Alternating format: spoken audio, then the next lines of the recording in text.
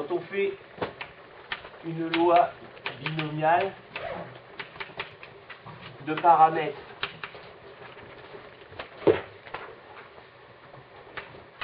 n et p, l'espérance c'est n fois p, l'écart type c'est n fois p 1 moins p. 1 moins p c'est la probabilité d'échouer. Donc notre exemple c'est je lance 20 dés à 6 faces, 20, 1 sur 6, 20 fois 1 sur 6, et puis ensuite racine de 20 fois 1 sur 6 fois 5 sur 6. Et à ce moment-là, si je fais l'histogramme, donc là, ça va être le nombre de 6 par exemple, c'est le nombre de réussites aussi, et je vais avoir un histogramme comme ça.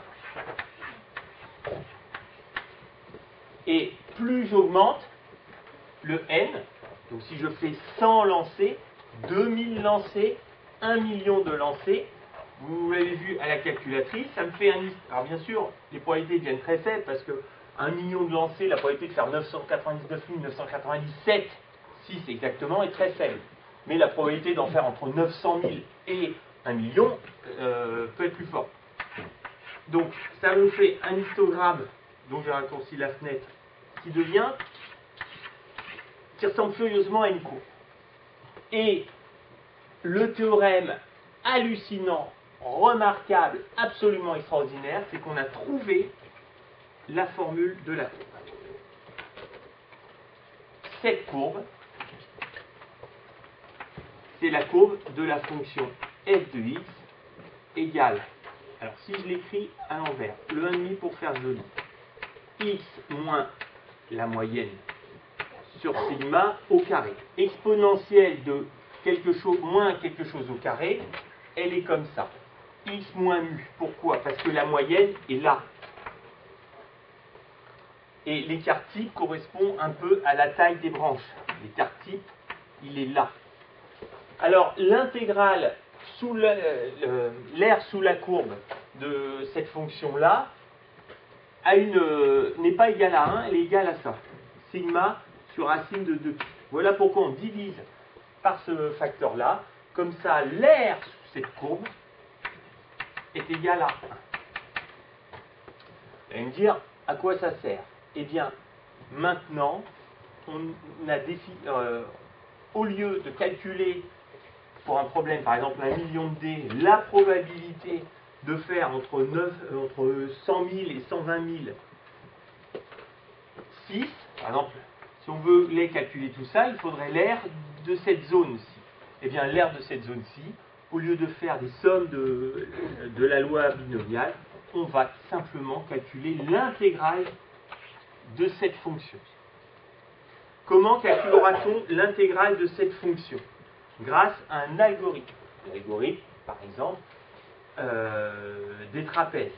On a vu qu'en plus, on était capable de savoir si nos algorithmes approchaient par défaut ou par excès l'air sous une telle courbe. Donc, on maîtrise parfaitement le problème. Vous êtes tous capables d'écrire un programme sur la calculatrice qui calcule aussi précisément que l'on veut cet air-là. C'est pour ça que donc les mathématiciens ont fait tout de suite ces calculs et les ont mis dans des tables, mais aujourd'hui, en 2013, quand on utilise le tableur ou la calculatrice, le tableur et la calculatrice ont intégré les fonctions qui calculent ces aires-là. C'est la fonction normale f'. Donc, maintenant, où en est-on? On en est à la situation suivante.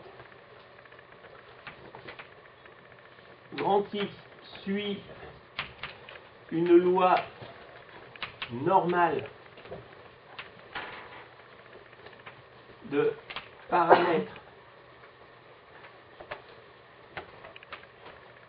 mu et sigma, donc ça c'est l'espérance. L'espérance en probabilité correspond à la moyenne en statistique. L'écart type. Ça signifie quoi si grand X suit cette loi? C'est qu'on peut faire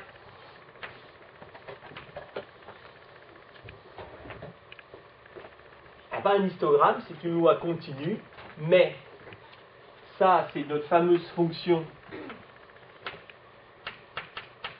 1 sur sigma racine de 2pi exponentielle moins 1 demi de x moins mu sur sigma carré.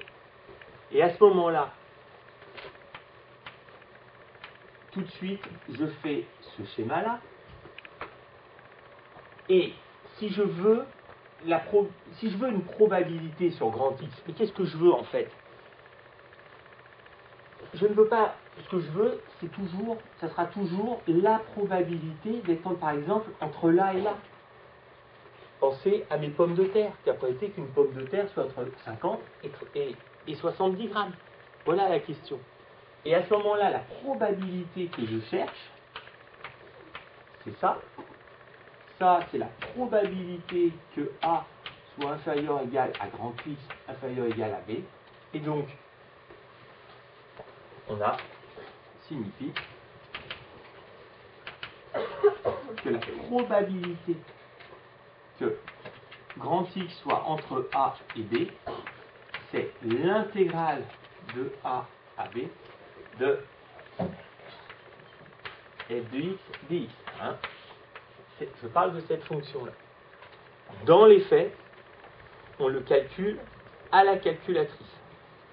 Donc, ça se calcule à la calculatrice avec normale f de A à B, et bien sûr, je mets les paramètres.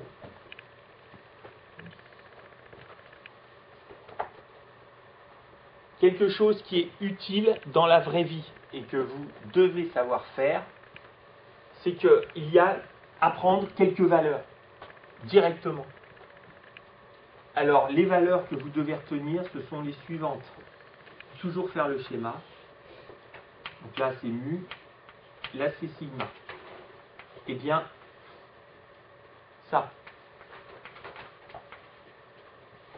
Entre la moyenne plus ou moins l'écart type. Cette R est de 0,68. Ça veut dire que, par exemple, pour les pommes de terre, 68% des pommes de terre auront un poids qui se trouvera dans l'intervalle la moyenne plus ou moins l'écart type. Si c'est 100 grammes et l'écart type 20 grammes, 68% des pommes de terre, les 2 tiers des pommes de terre, se situent donc entre 100 plus ou moins 20 grammes. Je pense que ici, on peut commencer à considérer qu'à partir de là, ce sont les petites valeurs. Parce que finalement, les 2 tiers sont là. Donc là, il y en a un sixième, et là, il y en a un sixième. Donc là, on peut considérer qu'à partir de là à là, c'est les petites pommes de terre. Là, c'est les pommes de terre normales. Là, c'est les grosses pommes de terre. Une autre valeur très utile, peut-être la plus utile, c'est si j'élargis à 2 écarts types.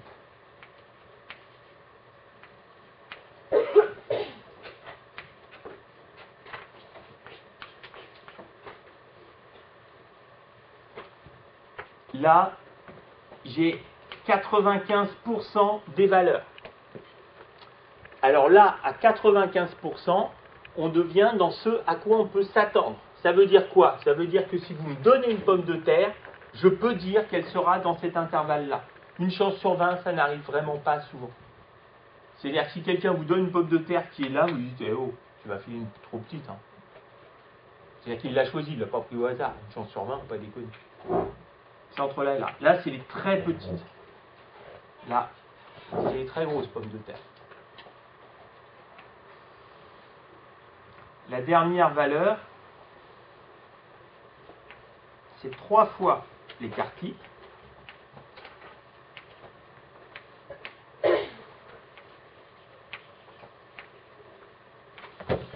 Là, tout le monde est là. J'ai envie de dire, ça n'existe pas, les valeurs en dehors de ces intervalles. On est à 4,995. Toutes les pommes de terre sont là, à coup sûr.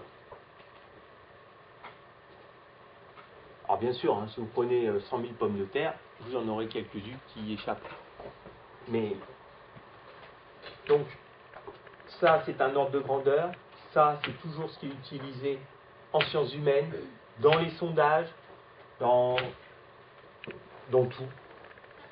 Pour les trucs, pour les machins, pour la gestion, pour ça. Ça, vous l'utiliserez plutôt en sciences physiques.